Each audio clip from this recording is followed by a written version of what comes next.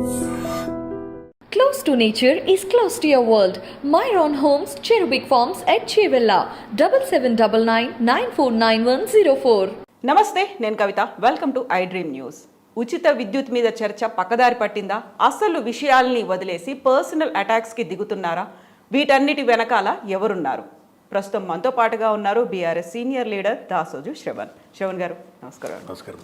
ఎందుకని ఉచిత విద్యుత్ మీద జరగాల్సినటువంటి చర్చ జరగట్లేదు? అంతా పక్కదారి పడుతోంది. రేవంత్ రెడ్డి అంటున్నాడు 24 గంటల నాణ్యమైన విద్యుత్ ఇవ్వట్లేదు, దాన్ని వక్రీకరించారని చెప్తున్నారు. మీరేమో 3 గంటల ఉచిత విద్యుత్ మీదే పట్టుకొని మీరు ఇష్యూ చేస్తున్నారు అనేది ఆయన మాటలు. ఇప్పుడు వక్రబుద్ధి ఉన్నోళ్లకు వక్రమైన ఆలోచనలే వస్తాయి. మనకు సామెత ఉంది కదా, పచ్చగామరిలోళ్లకు పచ్చగా కనబడుతుంది అని చెప్పని.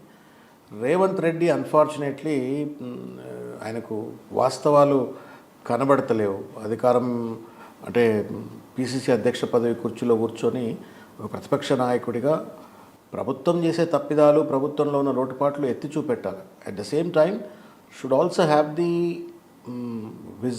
magnanimity to appreciate what the government is doing. పిచ్చిగా ఏది పడితే అది మాట్లాడే అలవాటు ఆయనకు. వాస్తవంగా మీరు కన్సిస్టెంట్గా కంటెంట్ అనాలిసిస్ చేయండి. రేవంత్ రెడ్డి గారు ఫస్ట్ ప్రెస్ మీటు ఆయన గాంధీ భవన్లో జాయిన్ అయినప్పటి నుండి మొదలుకుంటే ఇప్పటిదాకా అనేక ప్రెస్ మీట్లు ఉంటాయి. ఏది పడితే అది మాట్లాడతాడు. ఏది పడితే అది మాట్లాడిన తర్వాత కొన్నేమో మీలాంటి మీడియా సంస్థలు, లేకపోతే ఆయన పేరోల్ మీద ఉన్న మీడియా సంస్థలో, లేకపోతే ఆయనకు సోల్డ్ అయిన మీడియాలో, పెయిడ్ మీడియాలో అవన్నీ ఇష్టం వచ్చినట్టు చూపెట్టేస్తే చలో పోయి ఆయన పని అయిపోయిందని ఆయన అనుకుంటాడు. But certain things will boomerang. One of those boomerangs is 3 hours of power. ఆయన మొత్తానికి ఇవాళ కాంగ్రెస్ పార్టీని కంప్లీట్గా ఆత్మరక్షణలో పడేసిండు, ఆగమాగం చేసిండు. వాస్తవానికి ఉచిత విద్యుత్ మీద చర్చ ఏం బోలా, వదిలిపెట్టే సమస్య లేదు దాన్ని. రేవంత్ రెడ్డి తెలిసో తెలియకనో ఒక ట్రాప్లో ఆయనే సెల్ఫ్ గోల్ కొట్టుకొని ట్రాప్లో పడ్డాడు. అదేంటి అంటే విద్యుత్ మీద చర్చ తీసుకురావటం. ఇప్పుడు ప్రభుత్వం బాగా చేస్తున్న దాని మీద నువ్వు చర్చ పెడితే ఎట్లా నీకు మార్కులు వస్తాయి? ప్రతిపక్షం ఏది చర్చ చేయాలా, ఏది లేదో దాని మీద చర్చ చేస్తే నీకు ప్రజల నుండి నీకు మద్దతు వస్తుంది.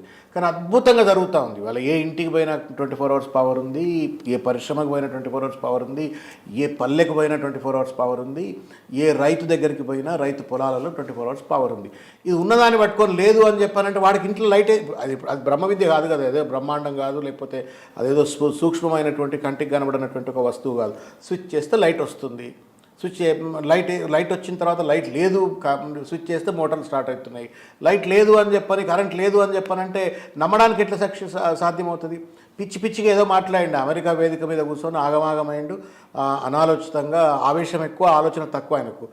దాంతో ఇష్టం వచ్చినట్టు మాట్లాడిన తర్వాత ఇప్పుడు they defending it now. Defence కోసం ఏంది అంటే 24 గంటలు ఇస్తలేవు అని చెప్పని మొదలుపెట్టి అక్కడ ఏమన్నాడు, 3 గంటల పవర్ మాత్రం సరిపోతుంది, 24 గంటల పేరు మీద ఏదో అవినీతి జరుగుతుంది అన్నాడు.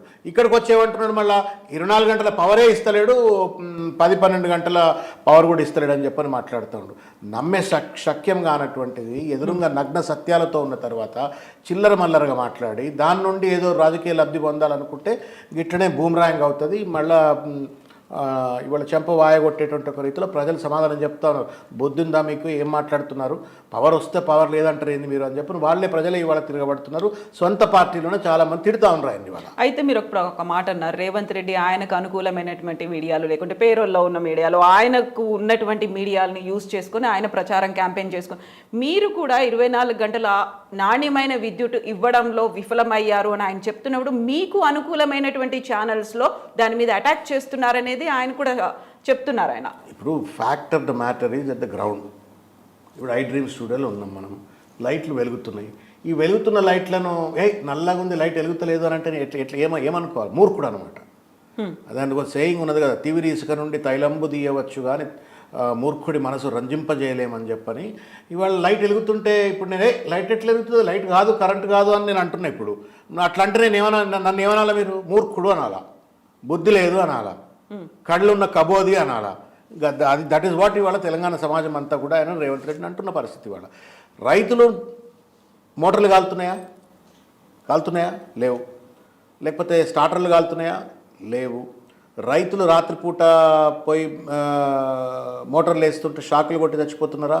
లేదు. లేకపోతే రాత్రుల పూట వాళ్ళు పాపం కరెంటు మోటార్ల కోసం పోతుంటే పాములు గారి చచ్చిపోతున్నారా? లేదు. వాళ్ళు సైకిళ్ళ మీద అట్లా ఇట్లా పోతుంటే చాలామంది కింద పడి కూడా చచ్చిపోయిన రోజులు ఉన్నాయి రైతులు పోతుంటే. అటువంటి చావులు ఉన్నాయా? లేవు. రైతులు ఏమన్నా కరెంటు లేదు అని చెప్పని ట్రాన్స్ఫార్మర్ల మన సబ్స్టేషన్ల ముట్టడి చేస్తున్నారా? లేదు. ఈ 9 ఏళ్ళలో జరగలేదు. మరి ఎక్కడ కరెంట్ రాదు, ఎక్కడ కరెంట్ లేదని మాట్లాడుతున్నారు రేవంత్ రెడ్డి. అర్థం ఉండాలి కదా. అది ఎట్లా ఉన్నది అని అంటే, ఇప్పుడు నేను పట్టిన కుందేలు 3 కాళ్ళు, అది 3 కాళ్ళుగా 4 కాళ్ళు రా నాయన అంటే లేలే 3 కాళ్ళు అని అంటే అది మూర్ఖుడు. అది ఆ మూర్ఖ మనస్తత్వంతో ఆయన మాట్లాడుతూ ఉన్నాడు. విధి లేక ఇవాళ కాంగ్రెస్ పార్టీలో ఉన్నటువంటి వాళ్ళు కూడా తానా అంటే తందానా అంటా ఉన్నారు. కానీ ఢిల్లీలో ఉన్న పెద్దలకు అర్థమైంది. పిలిచి మొట్టకాయలు పెట్టింది. ఏ పిచ్చి పిచ్చికి ఎందుకు మాట్లాడుతున్నావు, పనికిరాని మాటలు ఎందుకు మాట్లాడుతున్నావు నువ్వు? అసలు first of all Congress has not made any promise of 24 hours. దాని మీద పెద్ద లేనిపోని చర్చ పట్టుకొచ్చిండ్రు. ఇవాళ ఏంటి, 24 గంటల విద్యుత్ ఇస్తున్నటువంటి ఒక కేసీఆర్ ప్రభుత్వము, అసలుకే ఏం పవర్ మీద నువ్వు మాట్లాడినటువంటి ఒక కాంగ్రెస్ పార్టీని నువ్వు దీని మీద చర్చ తీసుకొచ్చి పెడితే, నువ్వు ఇప్పుడు పెద్ద బలాఢ్యుడి ముందు చిన్న బక్క చిక్కినోడు వచ్చి కొట్లాడినట్టు, పిగ్మీ వచ్చి కొట్లాడినట్టుగా చేసి పడేసిండి. వాళ్ళ తనకు తాను సెల్ఫ్ గోల్ కొట్టుకొని కాంగ్రెస్ పార్టీని ఆత్మ రక్షణలో పడేసి ఇవాళ ఆగమైపోయిండు. పార్టీ నాగం చేసిండు, కార్యకర్తలు నాగం చేసిండు.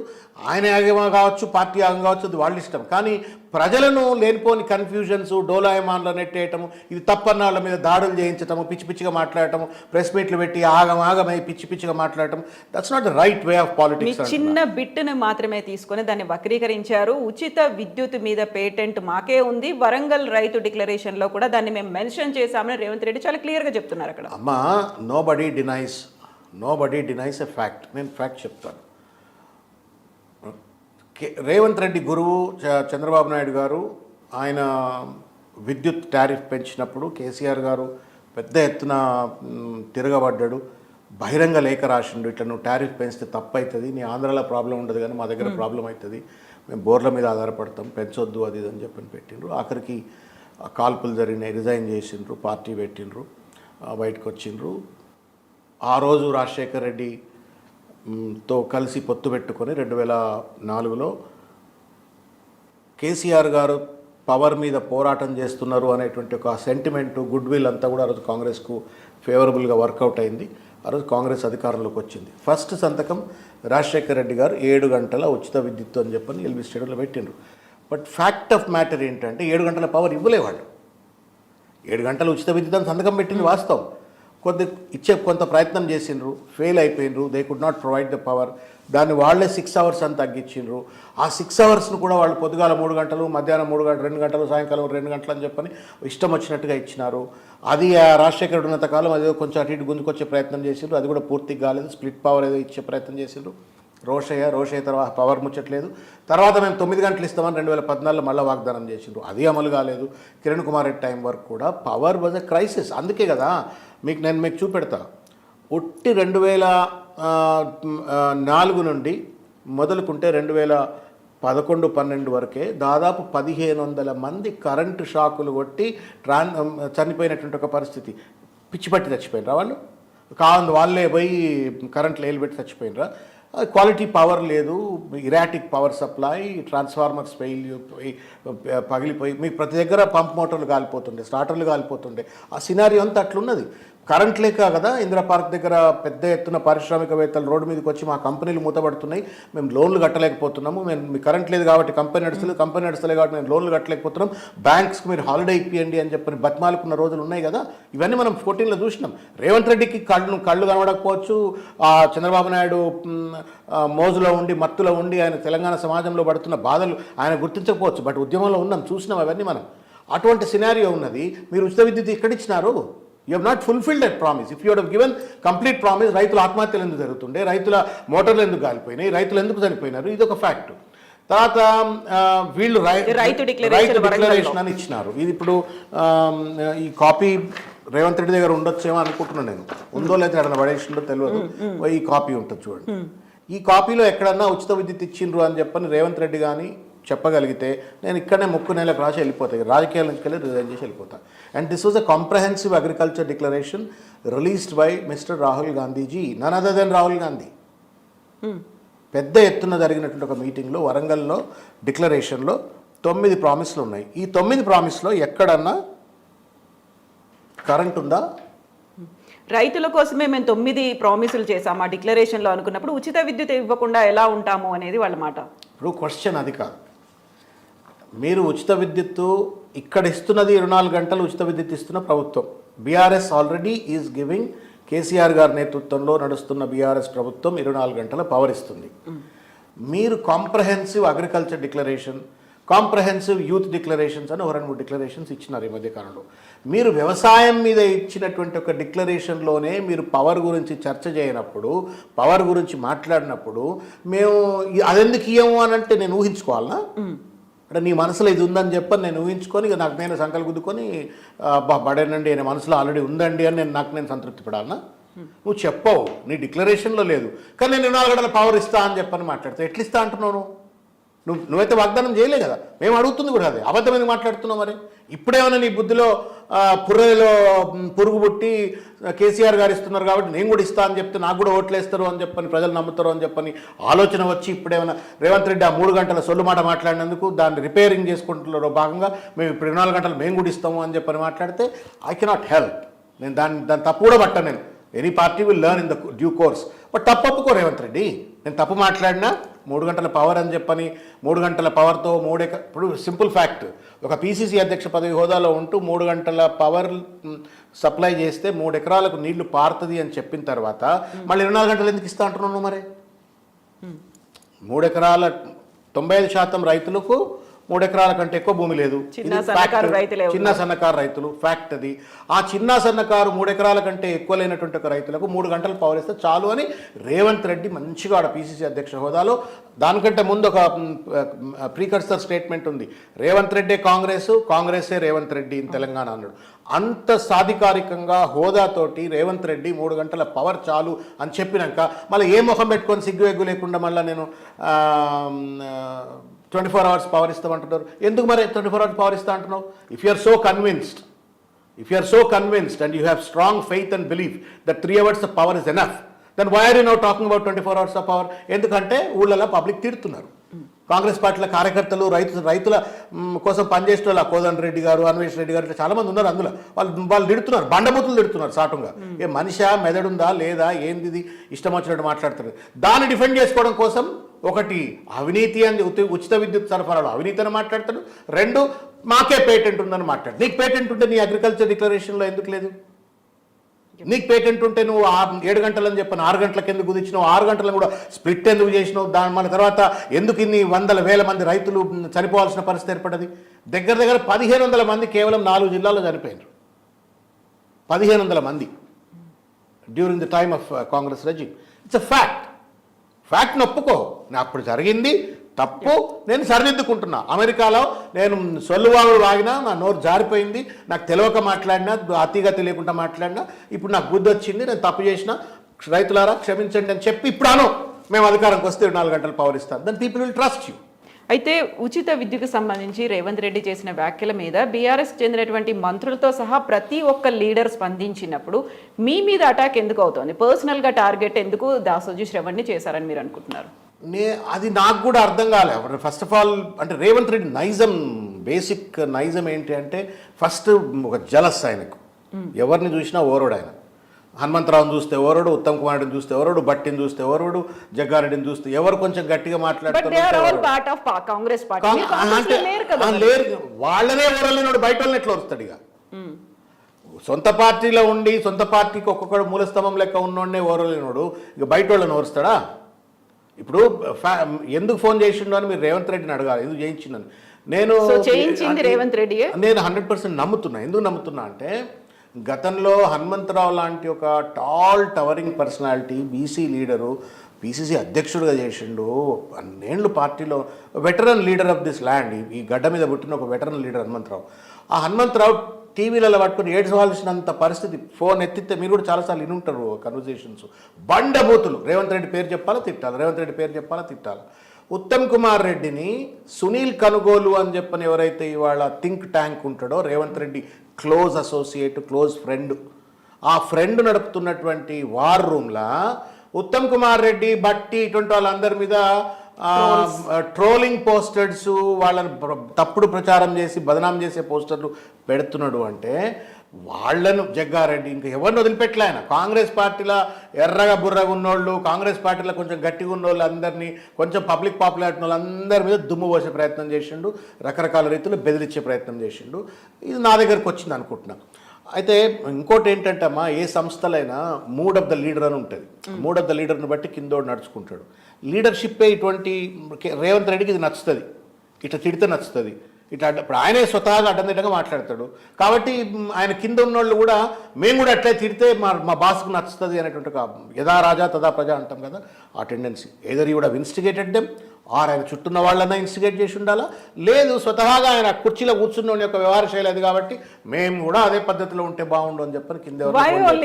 మరి అలాంటప్పుడు అంటే ఇంతమంది మాట్లాడారు, వాళ్ళకి కాల్స్ చేస్తే ఇమ్మీడియట్ గా వాళ్ళకి అరెస్ట్ అవుతామని భయమా, లేకుండా వాళ్ళకి కాల్స్ చేయలేకపోయారా, ఏమై ఉంటుందని మీరు అనుకుంటున్నారు? అది నాకు అంటే మీరు అక్కడి నుంచి ఒకటి మాత్రం వాస్తవం. నేను బయటికి వెళ్ళే రోజు చాలా లోపల కడుపులో దాచుకున్నటువంటి ఒక చాలా విషయాలు నేను బయట పెట్టా. అది తప్పనిసరిగా అది రేవంత్ రెడ్డికి రుచించి ఉండదని నేను అనుకోను. రేవంత్ రెడ్డి ఒకటి, రెండవది ఈ కరెంట్ పాయింట్ ఆఫ్ వ్యూ అమెరికాలో మాట్లాడిన విషయాలు కూడా వరుసపెట్టి 2 రోజులు అది ఎక్స్పోజ్ చేశాను. అది తప్పు, ఆయన డొల్లతనాన్ని చూపెట్టే ప్రయత్నం చేశాను. దాంతో ఆయనకు కడుపులో మండి ఉండొచ్చు, ఆయనైనా చెప్పి ఎవరితోటైనా మాట్లాడి ఉండొచ్చు. ఆయన చుట్టంతా ఒక మాఫియా లాంటి టీం ఉంటుంది, వాళ్ళన్నా చెప్పి ఉండొచ్చు, లేదు మా బాస్కి ఇట్లా చేస్తేనే నచ్చుతుంది అని చెప్పిన వాళ్ళన్నా చేసి ఉండొచ్చు. బట్ ఏదేమైనప్పటికీ కూడా నేను అన్ని కాల్ రికార్డ్స్ అన్ని స్క్రీన్ షాట్స్ తీసుకున్నా, ఎవరెవరు ఎప్పుడు చేసిండ్రు అని. దాదాపు ఒక 9 మంది పేర్లు ఉన్నాయి. 9 మంది ఒక 40-50 కాల్స్ చేసి ఉంటారు రాత్రి, ఒకటి తర్వాత ఒకడు, ఈడు పెడితే వాడు, వాడు పెడితే వీడు అన్నట్టు ఫోన్ కాల్స్, అబ్యూజివ్ లాంగ్వేజ్. అయితే అవన్నీ స్క్రీన్ షాట్స్ చేసి నేను కంప్లైంట్ ఇచ్చాను. నేను మీ ద్వారా మళ్ళీ నేను చెప్తా ఉన్నాను, I don't find fault with those boys who made call. నేను తర్వాత తాగున్నారు, అందరు తాగున్నారు, మాట్లాడిన ప్రతి ఒక్కరు బాగా తాగున్నారు. చదువుకున్నారో చదువుకోలేదో మరి రేవంత్ రెడ్డికి ఏ రకంగా సంబంధాలు ఉన్నాయో మనకు తెలియదు, కానీ మేము రేవంత్ అభిమానులు, నువ్వు రేవంత్ ఇట్టే అంత మొగోడువా అని అంత చూస్తాం, ఇట్లా అట్లా ఎడడం దిడ్డంగా ఏదో మాట్లాడారు. నేను వాళ్ళ పట్ల జాలే చూపెడుతున్నా తప్ప నాకు వాళ్ళ పట్ల కోపం లేదు. బాధ అనిపించింది కానీ కోపం అయితే లేదు. ఇప్పుడు ఆ ఫస్ట్ ఇన్స్టెంట్ వాజ్ యాంగ్రీ. తర్వాత అనుకున్నా నేను, ఇది వీళ్ళ తప్పు కాదు కదా, వీళ్ళు వెనక ఉన్నోడు తప్పు, వీళ్ళని రెచ్చగొడుతున్నాడు తప్పు, వీళ్ళకి స్ఫూర్తినిస్తున్నటువంటి వాడు తప్పు. ఆ స్ఫూర్తినిస్తున్నటువంటిది certainly I believe that is Revanth Reddy or Revanth Reddy చుట్టూన్న హెంచ్మెన్. కాబట్టి వాళ్ళ పైన మాత్రం తప్పనిసరిగా చర్య తీసుకోవాలని చెప్పని కోరుకుంటున్నాను, Revanth Reddy and his company, but not these boys. Because these boys out of intoxication condition ఉన్నారు, తాగి మాట్లాడి ఉండొచ్చు, లేకపోతే ఎవరో రెచ్చగొడితే వాళ్ళ మెప్పు కోసం మాట్లాడి ఉండొచ్చు. వాడు పేదింటి బిడ్డ అయి ఉంటాడు, లేకపోతే వాడు గంట అర్ధరాత్రి పని కట్టుకొని నాకు ఫోన్ చేసి అడమైన మాటలు మాట్లాడాలంటే వాడే పేదింటి బిడ్డ అయి ఉంటాడు. కాబట్టి నేను I'm not so worried about who called, but who made them to call is the problem. ఆ మేడ్ దెమ్ టు కాల్ అనే వ్యక్తి బయటికి రావాలి. ఎందుకంటే ఇట్లనే హనుమంతరావుని ట్రోల్ చేసిండ్రు, తిట్టిండ్రు, ఇట్లనే జగ్గారెడ్డిని, ఇట్లనే ఉత్తమ్ కుమార్ రెడ్డిని, ఇట్లనే చాలామంది కాంగ్రెస్ పార్టీలో ఉన్నటువంటి నాయకులను బెదిరించిండ్రు. We don't know how many people is threatening. అయితే మిమ్మల్ని మీరు ఎలివేట్ చేసుకోవడానికే ఇలాంటి ఒక అంశాన్ని తీసుకొచ్చి పోలీస్ స్టేషన్లో వెళ్ళారు అనేటువంటి వాదన కూడా మొదలుపెట్టారు. ఇప్పుడు అమ్మ నాకు అంత సాగు తెలివి ఉంటే బాగుండు. నేను కూడా ఎప్పుడో మంత్రి అవుతుంటే, నేను కూడా ఎప్పుడో ఎంపీ అవుతుంటే, ఎమ్మెల్యే అవుతుంటే, రేవంత్ రెడ్డి లెక్క నేను కూడా మంచిగా జూబ్లీ హిల్స్ కోఆపరేటివ్ సొసైటీలో ఒక దగ్గర 2000 గదాల ప్లాట్లు, ఇంకో దగ్గర 1000 గదాల ప్లాట్ల ఇండ్లు కట్టి నేను కూడా పెద్దోడు అవుతుంటే. అంత తెలివి లేవులే నాకు. ఉంటే నేనైతే కాల్ రికార్డర్ అయితే నేను సృష్టించలేను కదా, కాల్ లాగైతే ఇచ్చిన కదా, కాల్ లాగిచ్చిన, ఫొటోస్ ఇచ్చిన, అంటే ట్రూ కాలర్లో వచ్చినటువంటి వాళ్ళ ఫొటోస్ ఇచ్చిన, అవైతే అబద్ధాలు కావు కదా. Calls history something that you can't hide. అది మీరు ఏ సర్వీస్ ప్రొవైడర్ని అడిగినా, పోలీసు వాళ్ళు అడిగితే అతనికి ఇచ్చేస్తారు. అయితే రేవంత్ రెడ్డి మరో కీలకమైనటువంటి కామెంట్ చేశాడు. బీఆర్ఎస్కి సంబంధించినటువంటి 80% సిట్టింగులు ఓడిపోతారు, ఇంక్లూడింగ్ సీఎం కేసీఆర్ అనేది. గజ్వేల్లో ఆయన ఓడిపోతున్నారు. సో దీనికి ఎక్స్టెండెడ్ కమెంట్ కూడా ఇంకోటి ఉంది, మీరు చెప్తారా ఆ కామెంట్? నేను చూసా అమ్మా, అది నేను యాక్చువల్గా నేను ప్రెస్ మీట్ మాట్లాడినప్పుడు ఆ అంశం ఎందుకో స్లిప్ అయింది నా మైండ్లో నుంచి, లేకపోతే అదే రోజు చెప్పుండేవాడిని. అంటే అంతకంటే మూర్ఖత్వం, బుద్ధిలేనితనం, సిగ్గులేనితనం, మాట్లాడే భాష, సంస్కారం ఏమీ లేనటువంటి ఒక నీచమైన వ్యక్తులు మాట్లాడే మాట రేవంత్ రెడ్డి మాట్లాడినాడు. 2-3 కాంట్రడిక్షన్స్. ఒకటి గజ్వేల్లో కేసీఆర్ గారు ఓడిపోతారు అని చెప్పని. ఎవరు చెప్పిండ్రా నీకు ఓడిపోతారని? గజ్వేల్లో బీఆర్ఎస్ చేసినటువంటి ఇంటర్నల్ సర్వేలో తేలింది. ఎవడాడు బేవకూఫ్ గారు నీకు చెప్పినోడు? ఇప్పుడు నువ్వు చెప్పితే నీకు చెప్పేటోడికి బుద్ధి లేకపోయినా వినేటోళ్ళకి బుద్ధి ఉన్నది కదా, అంతో ఇంతో ఆలోచన ఉన్న లేదు తెలంగాణ సమాజం అయితే. గజ్వేల్లో కేసీఆర్ ఓడిపోతాడు అని అంటే బీఆర్ఎస్ పార్టీ ఆఫీస్ తాళం వేసుకోవచ్చు. ఇక గజ్వేల్లో కేసీఆర్ గారు ఓడిపోతే బీఆర్ఎస్ పార్టీ తాళం వేసుకోవచ్చు. సిద్దిపేట, గజ్వేల, సిరిసిల్ల ఇటువంటి అన్నీ కూడా ఒక అద్భుతమైనటువంటి ఒక రీతిలో తెలంగాణ వ్యాప్తంగా అభివృద్ధి జరిగింది. అక్కడ ఇంకో కొంచెం ఎక్కువ కనబడుతుంది. బికాజ్ అప్పటిదాకా ఏం డెవలప్మెంట్ లేకుండే కాబట్టి బాగా డెవలప్ అయినాయి ఈ లాస్ట్ 8-9 ఇయర్స్లో. అక్కడ ఓడిపోతుంది అని చెప్పని మాట్లాడితే అంతకంటే పచ్చబద్ధం ఇంకేమైనా ఉంటుందా? నేను అదే అంటా ఉన్నా. రేవంత్ రెడ్డి ఏంటంటే ఒక ట్రాన్స్లో ఉంటాడు, తనని తాను మోసం చేసుకుంటాడు. ఆ మోసం తనని తాను అబద్ధమైనా సరే మోసం చేసుకుంటూ జనాన్ని కూడా మోసం చేయాలని ప్రయత్నం చేస్తాడు. ఆ ప్రక్రియలో భాగంగా మాట్లాడారు. నేను ఇదే ఛాలెంజ్, మళ్ళీ మీరు నిలబడాలా, రేవంత్ రెడ్డిని అడగండి పోయి. రేపు ఒకవేళ నిజంగానే కనుక గజ్వేల్లో బీఆర్ఎస్ ఒకవేళ గెలిస్తే రేవంత్ రెడ్డి రాజకీయం నుండి వెళ్ళిపోతాడా? ఎందుకు చిల్లర మాటలు మాట్లాడాలా? ఒకటి. రెండోది ఏంటంటే ఎవడాడు చెప్పినోడు నీకు సర్వేలు బీఆర్ఎస్ సర్వేలో గజ్వేల్ ఓడిపోతుందని, 100 సీట్లకు పైగా గెలుస్తున్నాయని చెప్పని కేసీఆర్ గారి దగ్గర సర్వేలు ఉన్నాయి. ఒక సర్వే కాదు, 4-5 సర్వేలు ఉన్నాయి. ఎందుకు అబద్ధాలు ఆడుతున్నావు పిచ్చి పిచ్చిగా? ఇప్పుడు this is you have to inspire your cadre. నాయకుడు కేసీఆర్ గారు ఉంటుండే తెలంగాణ మూమెంట్లో ఎట్టి పరిస్థితి తెలంగాణ వస్తుందని నమ్మిన ఏకైక వ్యక్తి ఆయన ఒక్కడు. ఫస్ట్ ఎట్టి పరిస్థితి వస్తుంది, ఎట్లా వస్తుంది అని మాకు కూడా అనిపించేది. మీకు తెలియదు, వస్తుంది, and this is how we have to do it అని చెప్పని ఆయన అట్లా పట్టినట్టు వదిలిపెట్టి ఒక పద్ధతి ప్రకారం మూమెంట్ని తీసుకెళ్ళి స్ట్రాటజిక్గా తెలంగాణ తెచ్చేంత తెచ్చి ఏ ముఖం పెట్టుకొని గజ్వేల్ ఓడిపోతాడు అంటున్నావు నువ్వు? ఎవడాడు సర్వే చెప్పినోడు నీకు? బేవకూఫ్ మాటలు కదా ఇవన్నీ. ఇంకొకటి, నువ్వు ఇన్స్పైర్ చేయాలా, కాన్ఫిడెన్స్ ఇన్స్టిల్ చేయాలా. అబద్ధంతో ఎట్లా ఇన్స్టిల్ చేస్తావు? అబద్ధం సర్వే రిపోర్ట్లు ఆల్రెడీ మా దగ్గరకు వచ్చినాయట, మేము కేసీఆర్ గారు గజ్వేల్ ఓడిపోయినరు అని చెప్పని నువ్వు అబద్ధం చెప్తే ఎట్లా నమ్మాలా? ఇంకొక విషయం ఏంటంటే ఆయన మాట్లాడే మాట 80 మంది సిట్టింగ్ ఎమ్మెల్యేలకు సీట్లు ఎందుకు ఇవ్వవు అంటున్నాడు. నువ్వెవడో చెప్పడానికి? నువ్వు మొత్తం కాంగ్రెస్ పార్టీలో లాస్ట్ టైం పోటీ చేసిన వాళ్ళందరికి టికెట్లు ఎందుకు నువ్వు లంగ పనులని చెప్తాను? వాడ పాపం జీవితాలు ఫరంగా పెట్టి కాంగ్రెస్ పార్టీలో లాస్ట్ టైం ఎన్నికల్లో పెండ్ల పుస్తలు మెట్టలు అమ్మి కూడా క్యాంపెయిన్లో ఖర్చు పెట్టిన వాళ్ళు ఉన్నారు, పార్టీ కోసం కష్టపడ్డున్నారు. వాళ్ళకి టికెట్లు ఇవ్వకుండా బయటకు వెళ్ళి దొంగలను లంగలు ఎందుకు పట్టుకొస్తాను? ఎందుకు నువ్వు ఒక్కొక్క నియోజకవర్గంలో 4-5 ఇస్తాను? Fact the matter I tell you. ఇవాళ 50% కాంగ్రెస్ పార్టీలో 50% సీట్లకు అభ్యర్థులు లేరు. ఇది ఫ్యాక్ట్. ఒకటి. రెండో అంశం ఏంటంటే ఆ 50% అభ్యర్థులు ఉన్న దగ్గర కూడా రేవంత్ రెడ్డి గారి చలువ, పుణ్యం, రాజకీయ పరిణతి, చైతన్యం వల్ల ఒక్కొక్క దగ్గర చాట్ల తావడబోసి కుక్కలకు పంచాయతీ పెట్టినట్టుగా 5, 6, 7 మధ్యన పోటీ పెట్టేసినాడు. ఇప్పుడు కవిత గారు పరకాల నియోజకవర్గంలో బాగా పవర్ఫుల్ లీడర్, బాగా ఏళ్ల కొద్దీ కాంగ్రెస్ పార్టీలో అట్లనా నేను ఇంకొక ఆమెను లేపుతా అని చెప్పని లేపుతాడు, ఇంకొక ఆమెను లేపుతాడు. అట్లా ప్రతి నియోజకవర్గంలో తెలుగుదేశం పార్టీకి సంబంధించిన వాళ్ళందరినీ పట్టుకొచ్చి అక్కడ పెట్టి ఆయన హెంచ్మెన్గా పనిచేయడానికి ఉన్నటువంటి పెంచి పెట్టి ఆ ట్రెడిషనల్గా కాంగ్రెస్లో ఉన్న వాళ్ళని చంపేసి మొత్తానికి ఒక్కొక్క దగ్గర 4-5 తయారు చేసి పెట్టి ఒకటి తెలియకుండా ఒకటితోటే అండర్స్టాండింగ్ మళ్ళీ ఆయనకు. ఇప్పుడు మీరు పొన్నాల లక్ష్మయ్య గారిదే క్లాసిక్ కేసు. పీసీసీ ప్రెసిడెంట్ అండి, జీవితం అంతా ఫనంగా పెట్టి పనిచేసింది పీసీసీ ప్రెసిడెంట్గా. ఆయన తెలియకుండా కమిటీలు వేస్తాడు, ఆయన తెలియకుండా ఏఐసీసీ మెంబర్లను పెడతాడు, సీట్లను బదలావులో భూములు రాస్తారు, పైసలు ఇస్తారు, రకరకాల లావాదేవీలు జరుగుతాయి. నేను ఛాలెంజ్ చేస్తూ ఉన్నారు రేవంత్ రెడ్డి గారికి, నువ్వెందుకు పాత కాంగ్రెస్ నాయకులను పక్కన పెట్టి ఒక్కొక్క నియోజకవర్గంలో చాట్ల తవడబోసి కుక్కలకు పంచాయతీ పెట్టినట్టు 5, 6, 7 ఎందుకు ఎంకరేజ్ చేస్తున్నావు? నువ్వేం ముఖం పెట్టుకొని సిట్టింగ్ వాళ్ళకి ఇస్తారా, బయట వాళ్ళకి ఇస్తారా? అధ్యక్షుడిగా ఆయన ప్రిరగేటివ్ అది. నీ లెక్క పార్టీని బలహీనపరిచే ప్రయత్నం కేసీఆర్ గారు చేస్తలే. పార్టీని బలపరిచే ప్రయత్నం, ప్రభుత్వాన్ని బలపరిచే ప్రయత్నం చేస్తున్నావు. నువ్వేం చేస్తున్నావు?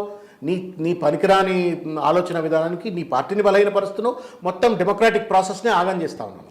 మీరు ఇప్పుడు ఎలా అయితే ఇంకొక మాట కూడా అన్నాడు, దాన్ని కంటిన్యూ అది ఒక సవాల్ ఎలా అయితే మీరు వినండి. తెలంగాణ సమాజం నేను ఏదో బుద్ధి లేదు అటువంటి మాటలకే తిట్టినట్టుగా అడ్డంగా తిట్టిపించినాడు.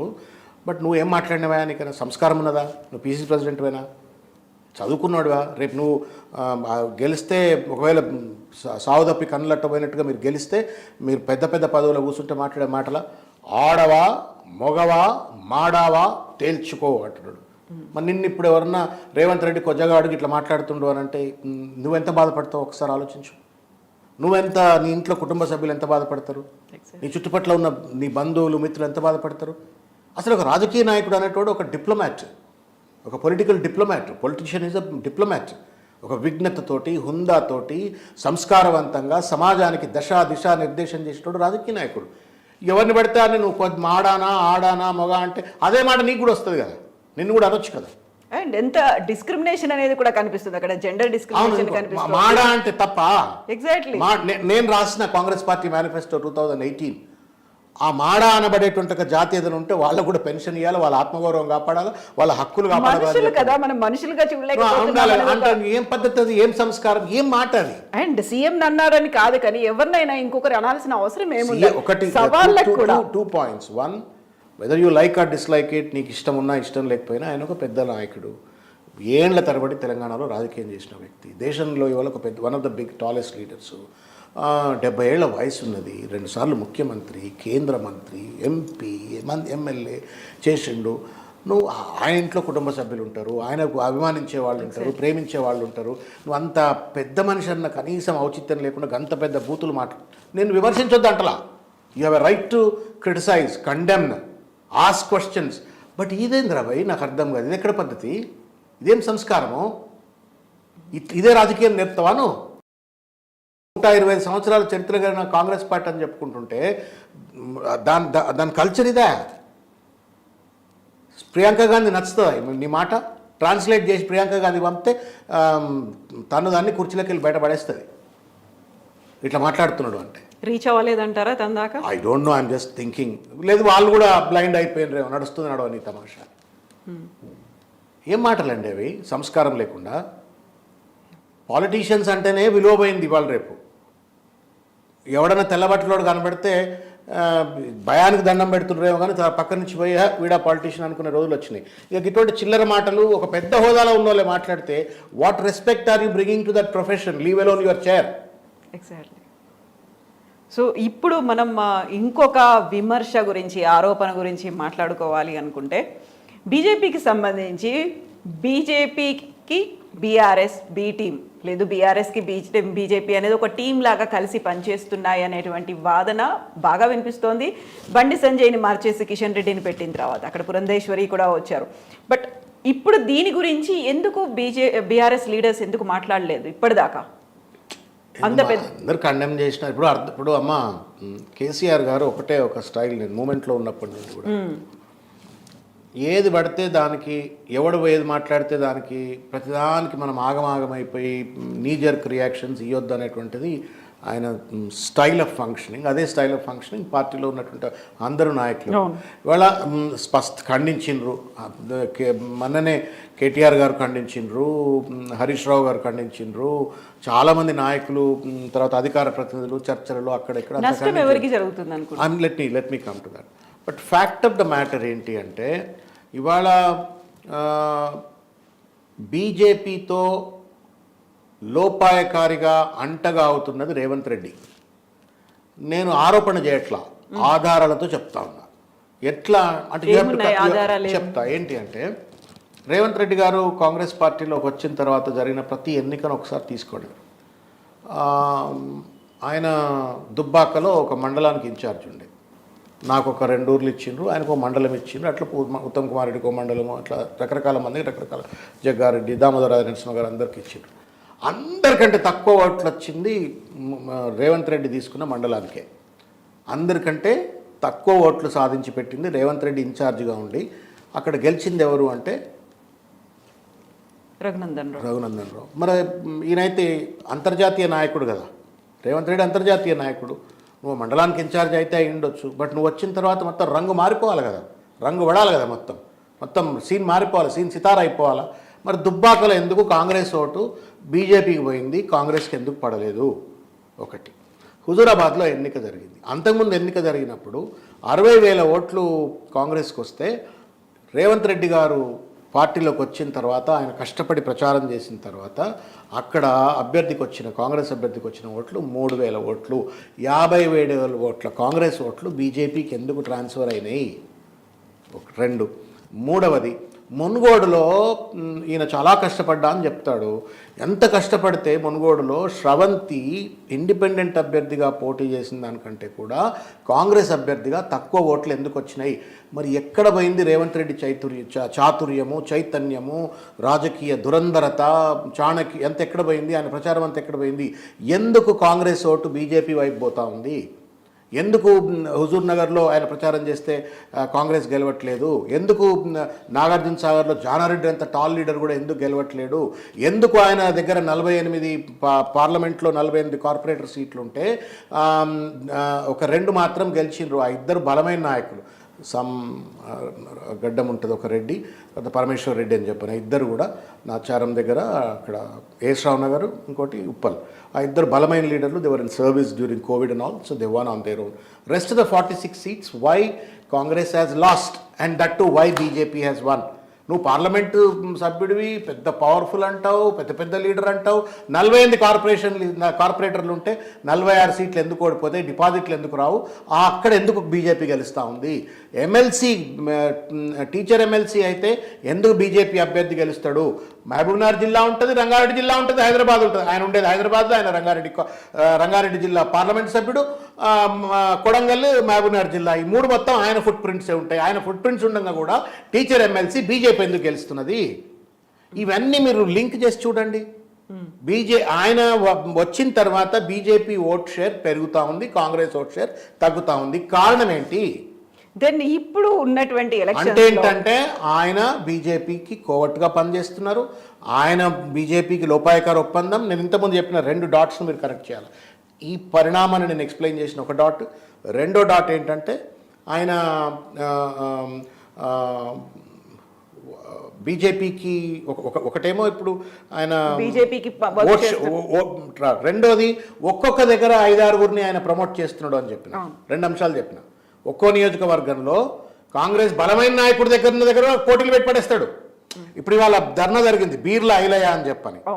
బీర్లా ఐలయ్య అనేటోడు పాపం బూడిద భిక్షమయ్య గౌడ్ అని చెప్పని అక్కడ డీసీసీ ప్రెసిడెంట్ ఉండే, కోమటిరెడ్డి వెంకటరెడ్డి ఆ ఫ్యామిలీతో పడకుండా ఆయన బయటకు వెళ్ళిపోయిండు. సరే ఇప్పుడు బీఆర్ఎస్లో ఉన్నాడు. ఆ బయటకు వెళ్ళిపోయిన తర్వాత జెండా పట్టుకొని అక్కడ నిలబడ్డాడు బీర్లా ఐలయ్య. యాదవ కులం బిడ్డ, బీసీ, బ్యాక్వర్డ్ క్లాస్, పేదోడు, కష్టపడి పైకి వచ్చిండు. ఏదో తనకున్న ఆస్తులు గీస్తులు అన్ని ఫణంగా పెట్టి పనిచేసిండు. వాణి తెలవకుండా నువ్వు ఇష్టం వచ్చినట్టు కమిటీలు వేసుకుంటావు. ఎందుకంటే నీకేదో లోపాయకారి ఎవడన్నా మళ్ళీ లేపుతాడు. నిన్నటిదాకా బీర్లను లేపిండు, వీని మొత్తం సమరంత తాగుతాడు, ఇంకోటి లేపుతాడు. ఇట్లా లేపడంలో, పార్టీని బలహీనపరచడంలో ఉన్న కుట్ర ఏంది? ఒకటి. మూడో పాయింట్ ఏంటంటే ఆయన ఉద్దేశం, నేను అనుకుంటున్నా ఏంటంటే 10-15 సీట్ల కంటే ఎక్కువ గెలవమా, 10-12 సీట్ల కంటే ఎక్కువ గెలవరు. ఆ 10-12 గెలిచే వాళ్ళు కూడా ఈయన మనుషులు గెలవాలా. అందుకే ఉత్తమ్ కుమార్ రెడ్డి మీద కూడా ఇంకోటి పేరు మీద సర్వే చేయించిందని, ఉత్తమ్ కుమార్ రెడ్డి ఏఐసీసీకి కంప్లైంట్ చేసిందని వచ్చింది. What does that indicate? ఏం రిఫ్లెక్ట్ చేస్తుంది అది?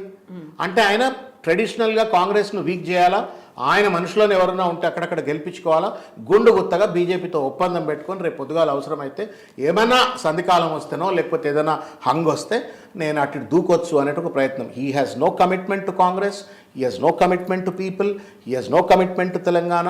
His whole commitment is only to power. ఎట్లన్నా చేసి ఏమైనా చేసి పవర్ సంపాదించాలా, పైసలు సంపాదించాలా, పవర్ని అడ్డం పెట్టుకొని పైసలు సంపాదించాలా. విత్ ది స్టేట్మెంట్, దీంతో తెలంగాణలో బీఆర్ఎస్ తర్వాత ఎక్కువ సీట్లు రావాల్సింది బీజేపీకే కదా. మరి పోటీ ఓన్లీ కాంగ్రెస్. మీకు అర్థం కావట్లేమ్మా. 119 సీట్లలో మేము 100 సీట్ల పైన గెలిచినాక ఇంకా 7 సీట్లు 7-10 ఎంఐఎం గెలుస్తుంది. మిగిలిన సీట్లు ఏంది? వీళ్ళు ఎవరు కొట్లాడుతున్నారు? BJP is gone to dust. That's a different story. BJP స్వయంకృతాపరాధం. వాళ్ళకి రాజకీయం చేయరాదు, పార్టీని నడపరాదు, ఎజెండాను ముందు పెట్టరాదు. తెలంగాణ ఇప్పుడు సింపుల్ అమ్మా. ఇప్పుడు మనం నల్లరేగడి భూమి ఉంటుంది. నల్లరేగడి భూమిలో వరేస్తే మన ఓన్లీ పత్తి వేస్తేనే పడుతుంది. పత్తి గింజ తీసుకొచ్చి నేను ఎర్ర భూమిలో పెడతా అంటే, ఎర్ర భూములలో పెడితే పత్తి పండదు, పంట కూడా క్వాలిటీ ఉండదు. అట్లనే తెలంగాణలో బీజేపీ పండదు. బీజేపీ నడవదు, ఈ ల్యాండ్లో ఉన్నటువంటి ఒక ఖూబ్సూరతి వేరు, గంగా జమున తెహజీబ్ ఇక్కడ, కులాలు మతాలకు అతీతంగా ప్రేమగా ఉండేటువంటి ఒక సోదర ప్రాంతం ఉండేటువంటి ఒక ప్రజలు, వాళ్ళ మధ్యన మతపరమైన చిచ్చులు విద్వేషాలు మీరు వాళ్ళు రెండు స్లోగన్లు, జై శ్రీరామ్, రామ లక్ష్మణ జానకి, ఇంకేదో స్లోగన్, ఇవి తప్ప వేరే స్లోగన్స్ లేవు వాళ్ళకు. కడుపు ఎండినోనికి ఎట్లా అన్నం పెట్టాలా, ఉద్యోగం లేనోనికి ఉద్యోగం ఎట్లియాలా, లేకపోతే దేశంలో బాగా గర్వపడే విధంగా రాష్ట్రాన్ని ఎట్లా అభివృద్ధి చేయాలా, ఈ స్లోగన్స్ రావు, ఈ థాట్ ప్రాసెస్ వాళ్ళకి లేదు. So BJP killed it self, ఎవడు చంపలే, వాళ్ళే చంపుకున్నారు. ఇక దీనికి ఇప్పుడు భస్మాసురుడు రేవంత్ రెడ్డి గారు దీన్ని కూడా ఆగం పట్టించినాడు. ఇవన్నీ పక్కకు పెడితే కూడా కేసీఆర్ గారి పట్ల అచంచలమైనటువంటి ఒక విశ్వాసం, నమ్మకం, ప్రేమ ఇవాళ కూడా తెలంగాణలో ఉన్నది. అందుకే ఇవాళ ఆయన ఒక బలమైన నాయకుడు. There is a direct connection between him and the voters. ఇప్పుడు ఎమ్మెల్యేలు ఉన్నప్పటికి కూడా దే ఆర్ ఇన్సిడెంటల్స్. ప్రజలే డైరెక్ట్గా ఆయనతో ప్రేమతోటి, అనుసంధానంతోటి, మా నాయకుడు మాకు పెన్షన్ ఇచ్చింది, గొప్ప పెన్షన్ ఇచ్చింది ఆయనే, లేకపోతే మాకు రైతు బంధు ఇచ్చింది ఆయనే, దళిత బంధు ఇచ్చింది ఆయనే, రైతు బీమా ఇచ్చింది ఆయనే, కళ్యాణ లక్ష్మి ఇచ్చింది ఆయనే, ఇట్లా రకరకాల రీతులు అభివృద్ధి చేసిండ్రు, పల్లెలు అభివృద్ధి చేసిండ్రు, పట్టణం అభివృద్ధి చేసిండ్రు. ఆ ప్రేమ ఆయన పట్ల ఉంది, ఆ గౌరవం ఉంది, ఆ విశ్వాసం ఉంది, ఆ నమ్మకం ఉంది. కాబట్టి ఎట్టి పరిస్థితుల్లో ఆయన మెజారిటీ సీట్స్ గెలుస్తారు. ఆయన అన్నట్టు సర్వేలో చెప్పినట్టుగానే ఆయన ముఖ్యమంత్రి అవుతారు. రేవంత్ రెడ్డి గారు ఇట్లనే అబద్ధాలు ఆడుతుంటాడు. తప్పు చెప్పినప్పుడు తప్పనకపోతే తప్పు చేసిన వాళ్ళు అవుతాం. కాబట్టి ఇవన్నీ మాట్లాడాలి. The best way to ignore him, but he is making such a ruckus and noise that you cannot ignore him, you have to respond to him. ఆ రెస్పాండ్ అయితేనేమో ఇట్లా ఫోన్ చేస్తాడు మన. Yes, thank you so much Shravan garu. Thank you అండి. Thank you. That's all with Dasoju Shravan garu. This is Kavitha signing of.